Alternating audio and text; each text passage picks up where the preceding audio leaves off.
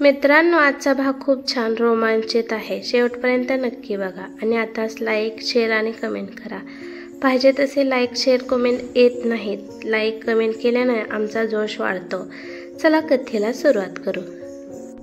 दीपकरावची बायको पळत दीपकरावपाशी आली आणि म्हणाली की आपली मुलगी शीतल तर पळून गेली आहे. दीपकराव रागाने म्हणाले की एवढ्या वेळ तू काय करत होतीस?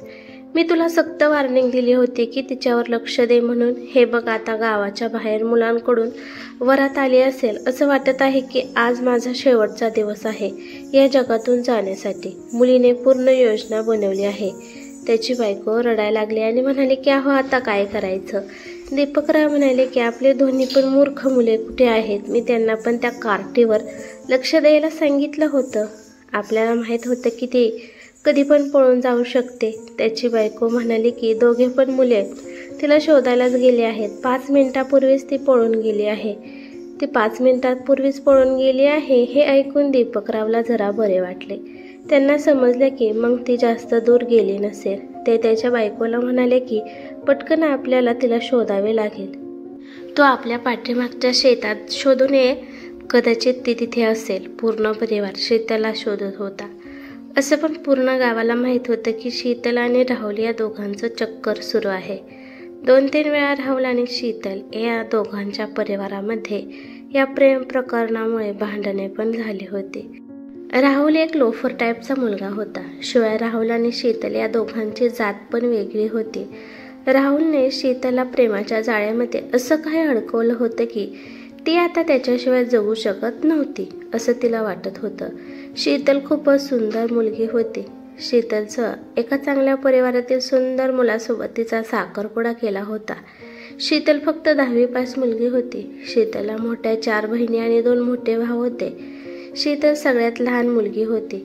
त्यांच्या समाजात जास्त मुलींना शिकवले जात नव्हते. शीतल ज्या ठिकाणावरून पाणी आणत होती त्याच ठिकाणी राहुलचं घर होतं. त्यामुळे दोघांचे रोजचं भेट होत होती आणि हळूहळू शीतल त्याच्या जाळ्यात फसली होती. आता राहुल शीतलच्या घराच्या कडेने चक्कर मारणं हे रोजचं झालं होतं. दीपकरावला वाटत होतं की राहुलच त्यांच्या मुलीच्या मागे हात धुवून लागला आहे. पण जेव्हा शीतलचा साखरपुडा झाला तेव्हा ती खूप रडू लागली आणि म्हणाली की लग्न केलं तर मी फक्त राहुल सोबतच करणार आहे, नाहीतर मी माझा जीव देणार आहे. दीपकरावने त्यांच्या मुलीला शीतलला खूप समजावलं. एवढेच नाही तर त्याच्या परिवाराची इज्जत जाईल अशा गोष्टी तिला समजावल्या पण काहीच फरक पडला नाही. त्यामुळे त्यांनी तिला 2-4 मुस्कडीत लावून घरात कोंडून ठेवलं. इकडे दीपकरावने लगेचच लग्नाची तारीख काढण्याची योजना बनवली. पण लग्नादिवशी शीतलने धोका दिला आणि ती घरातून पळून गेली. दीपकराव आणि त्यांची बायको दोघे पण तिला खूप शोधू लागले. त्यानंतर शीतलच्या आईने तिला घराच्या पाठीमागच्या गोठ्यात तिला शोधलं. शीतलने स्वतःला असं काही त्या गोठ्यामध्ये लपवलं होतं की कोणाची तिच्याकडे नजर पडू नये. हा दोघांचा प्लॅन होता. कारण खूप रात्र झाल्यावर शीतल आणि राहुल दोघे पण पळून जाणार होते. त्यासाठी आता लपून राहणं गरजेचं होतं. जेव्हा तिला तिथून काढण्यात आलं तेव्हा ती भूतासारखी दिसू लागली. कारण तिची अवस्था एकदम बेकार झाली होती. ती भेटली म्हणून दीपकरावच्या जीवात जीव आला आणि त्यांनी आपल्या मुलीच्या पुढे हात जोडून रडू लागले आणि त्यांनी तिच्या हातात तलवार दिली आणि म्हणाले की पहिले तू या तलवारीने तुझ्या बापाचं मुंडकं छाटून टाक आणि त्यानंतर तो खुशाले इथून पळून जाऊ शकते. आपल्या बाबांचं बोलणं ऐकून शीतल काही नाही बोलू शकली. ती एकदम शांत झाली आणि शांतपणाने लग्नासाठी तयार झाली आणि लग्न झाल्यावर शांतपणे तिच्या नवऱ्यासोबत सासरी गेली. लग्न झाल्यावर पहिल्या रात्री शीतल तयारी करून बसली होती. तिने विचार केला होता की जर नवरा तिच्यावर त्याचा अधिकार दाखवत असेल तर त्याला सरळ सांगायचं की मी राहुलसोबत प्रेम करत आहे आणि त्याच्यासोबतच मी माझं आयुष्य घालवणार आहे. त्याच्याशिवाय मी कोणाला माझ्या शरीराला स्पर्श करून देणार नाही. पण तिला आश्चर्य या गोष्टीचं वाटलं की जसा तिचा नवरा खोलीमध्ये आला तसंच शांतपणे बेडवर येऊन झोपू लागला. ती विचार करते की लग्नाची पहिलीच रात्र आहे आणि हा माणूस आपल्या सुंदर बायकोकडे न पाहता शांतपणे का झोपत आहे? तिच्या डोक्यामध्ये खूप सारे प्रश्न थैमान घालू लागले. त्यामुळे ती हिम्मत करून म्हणाली की अहो, ऐकता का? राघव शांतपणाने डोळे झाकतच तिला म्हणाला की मला झोप लागली आहे आणि तू पण शांतपणे झोप. पण शीतल म्हणाली की मला तुमच्यासोबत काहीतरी बोलायचं आहे. राघव म्हणाला की मला माहीत आहे तुला काय बोलायचं आहे. मी आता कंटाळलो आहे, म्हणून याबाबतीत आपण उद्या बोलू. त्याचं बोलणं ऐकून शीतल दंग झाली.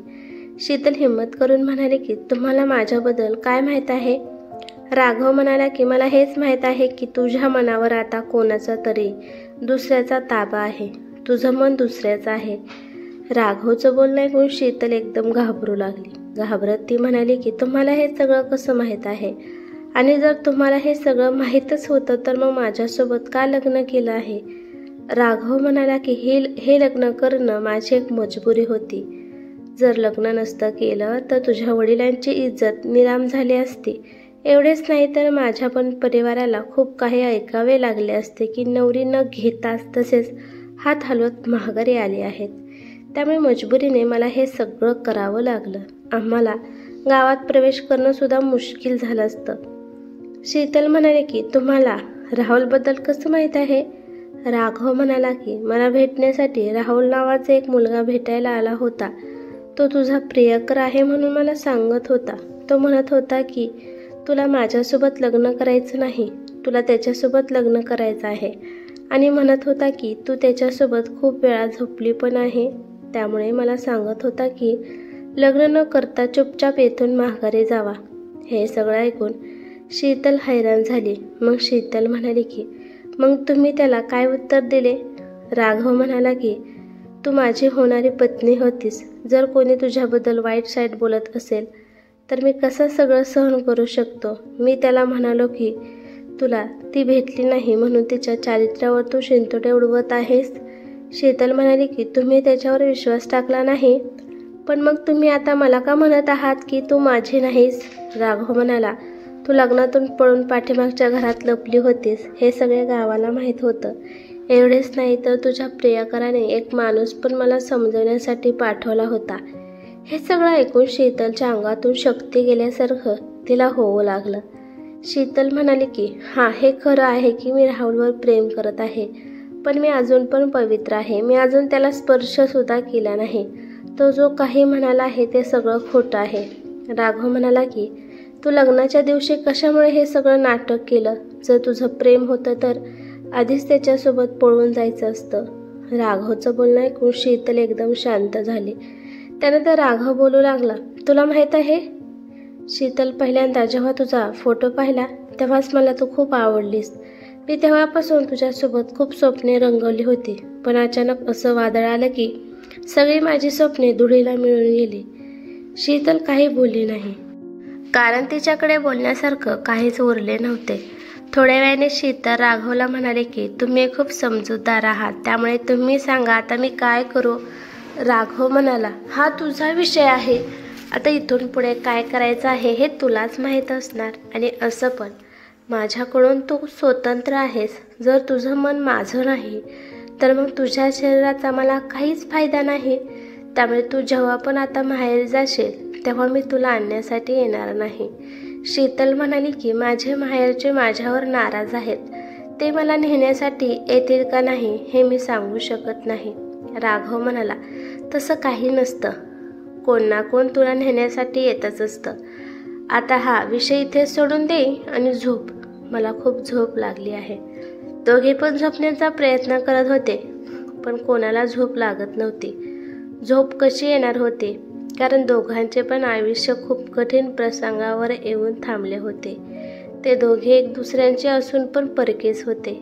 थोड्या वेळाने शीतल झोपी गेली, परंतु राघव अजून पण जागाच होता.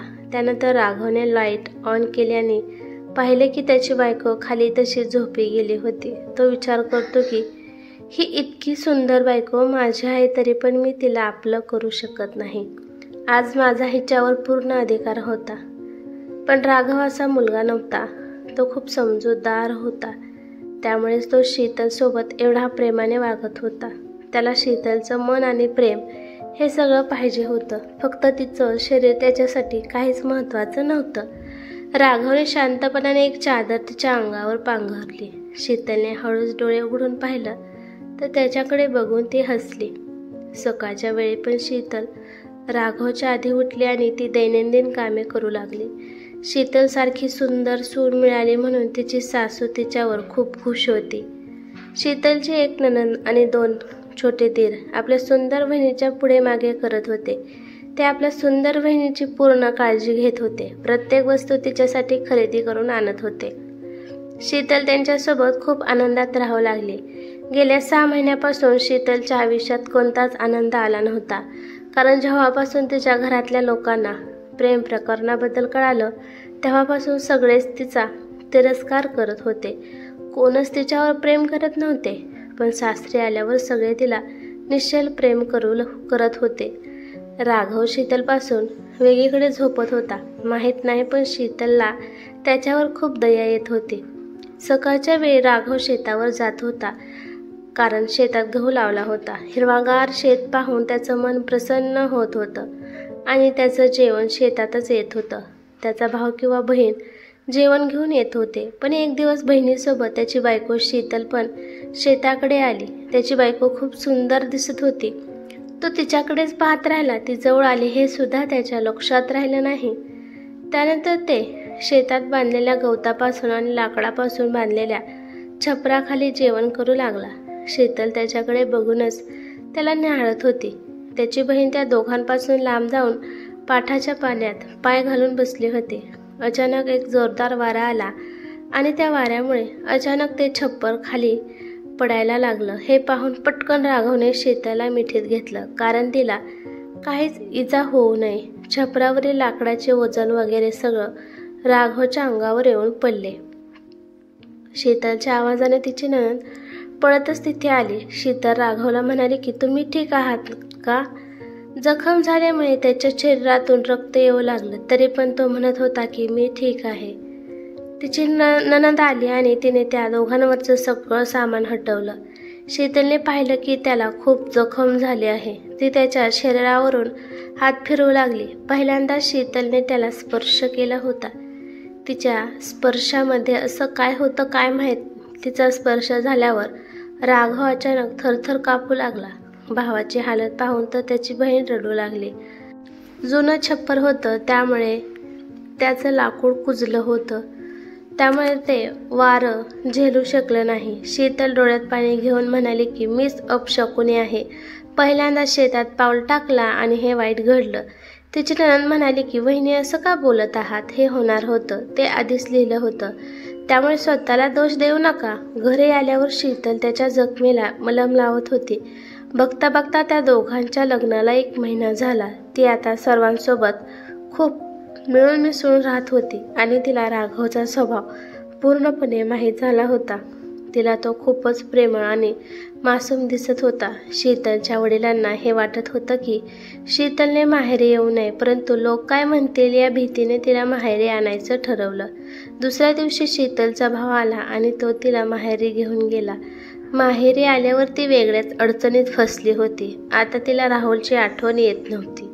राहून राहून तिला राघवची आठवण येत होती. तिने राहुलला फक्त लांबून ओळखलं होतं, परंतु तिने तिच्या नवऱ्याला राघवला जवळून अनुभवलं होतं. 1 महिना त्याच्यासोबत एकाच खोलीत राहून पण त्याने तिला स्पर्श केला नव्हता. पण तिला आठवलं की एके दिवशी अंधारात जेव्हा ती राहुलला बोलत होती तेव्हा त्याने तिला स्पर्श करण्याचा प्रयत्न केला होता.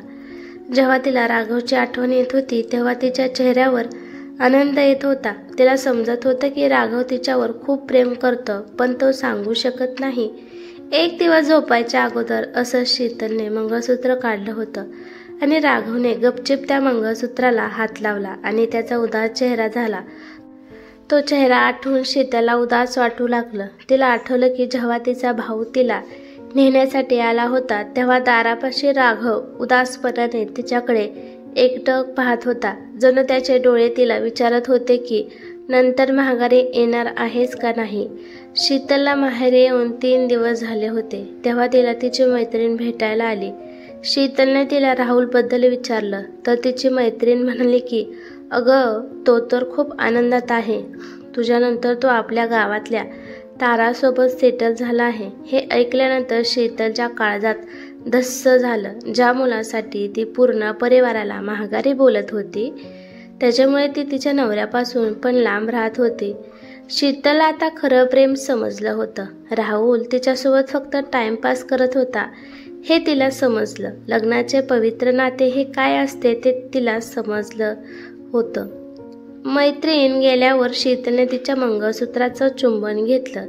तिच्या चेहऱ्यावर आकर्षक स्माईल आली आणि तिने मनाशी निर्धार केला की आता पूर्णपणे ती तिचा वैवाहिक जीवन आनंदात घालवणार आहे. शीतलने आरशासमोर उभा राहून पूर्ण सोळा शृंगार केला आणि नटून थटून आईपाशी गेली आणि म्हणाली की आई, मी आता कशी दिसत आहे? आईला वाटलं की एवढं नटून थटून शीतल राहुललाच भेटण्यासाठी निघाली आहे. अचानक शीतल तिच्या आईला म्हणाली की आई, 2 वाजता बस आहे. छोट्या दादाला सांगून मला सासरी सोडायला सांग. मला माझ्या सासरी जायचं आहे. शीतलचं बोलणं ऐकून आईला फार आनंद झाला, पण तिची आई आनंद लपवत म्हणाली, अगं, आज फक्त 3 दिवस झाले आहेत. अजून 2-3 दिवस राहा आणि मग तू तुझ्या सासरी जा. शीतल म्हणाली की मी इथं राहून काय करू? इथे तर एक जण तर माझ्यावरतीच पहारा ठेवून बसलेला असतो आणि घरातलं कोणी सुद्धा माझ्यासोबत व्यवस्थित बोलत नाही. आई, मी थोडीशी घसरली होती पण मी पडली नाही. मला सगळं समजलं आहे. हे वयच तसं आहे. या वयामध्ये मी जरा फसली होती, पण तुम्हा सगळ्यांना मला नीट समजावताच आलं नाही. तुम्ही तर मला हाणून मारून शिकवत होता, पण माझ्या नवऱ्याने मला एवढं प्रेमाने समजावलं की मला एका क्षणातच सगळं काही कळालं. बाहेर भिंतीला कान लावून शीतलचा बाप दीपक शीतलचं बोलणं ऐकून रडत होता. तिच्या वडिलांना आनंद झाला की माझी मुलगी भटकलेली आता व्यवस्थित झाली आहे. असं वाटत आहे की मला खूपच समजूतदार जावई मिळाला आहे. यापेक्षा जास्त एका बापाला काय पाहिजे असतं? तिच्या वडिलांनी डोळे पुसले आणि आनंदाने आतमध्ये आले आणि म्हणाले की चल बाळ, मी तुला तुझ्या सासरी सोडून येतो. शीतल म्हणाली की बाबा, मला तुम्हाला एक सांगायचं आहे. तिचे वडील म्हणाले की काय? शीतल म्हणाली की पहिले तर मला वाटत होतं की तुम्ही माझे वडील नसून एक दुश्मनच आहात, पण मला आज समजलं आहे की तुमच्यासारखा माझ्यासाठी चांगला विचार करणारा दुसरा कोणीच नाही. माझ्यासारख्या बिघडलेल्या मुलीसाठी तुम्ही किती चांगला जावई शोधला आहे. मुलीचं बोलणं ऐकून दीपकने तिला कुशीत घेतलं आणि दोघे पण रडू लागले. लग्नाच्या वेळेस तिच्यासाठी कोणीच रडले नव्हते, पण आज खरोखरच सगळे तिच्यासाठी रडत होते. आज तिला वाटत होते की तिची आज खरी पाठवणी होत आहे. त्यानंतर दीपकराव तिला सासरी सोडून आले. तिची सासू खुश झाली की सुनचं माहेरी मन लागलं नाही. शीतलची नणंद शीतलला म्हणाली की वहिनी, तुम्ही गेल्यापासून दादा शेतावरच राहत आहे, तो घरी येतच नाही. ते म्हणत आहेत की आता शेतात गहू चांगला आला आहे, त्याची काळजी घ्यावी लागेल, त्यासाठी तो घरी येत नाही. त्यामुळे संध्याकाळचं जेवण पण आम्ही त्यांना शेतावरच नेऊन देत आहे. शीतल तिच्या नणंदला म्हणाली की आज जेवण मी घेऊन जाणार आहे, फक्त मला तुम्ही शेतापर्यंत सोडवायला या. मी संध्याकाळी माघारी येणार नाही. मी पण तुमच्या भावासोबत तिथं शेतावर थांबणार आहे. तिच्या नणंदने तिला इशारा केला आणि म्हणाली की मला माहीत आहे तुम्ही शेतावर जाऊन काय करणार आहात. वहिनी, माझं पण वय लग्नाचं झालं आहे, मला सगळ्या गोष्टी समजत आहेत. त्यानंतर दोघी नणंद भावजय हसू लागल्या, पण आतल्या आत शीतलला भीती वाटत होती की जर राघवने तिला स्वीकारलं नाही तर, तिला चारित्र्यहीन म्हणून हिणवलं तर काय होईल असा प्रश्न तिला पडला. अंधार पडायला लागला होता.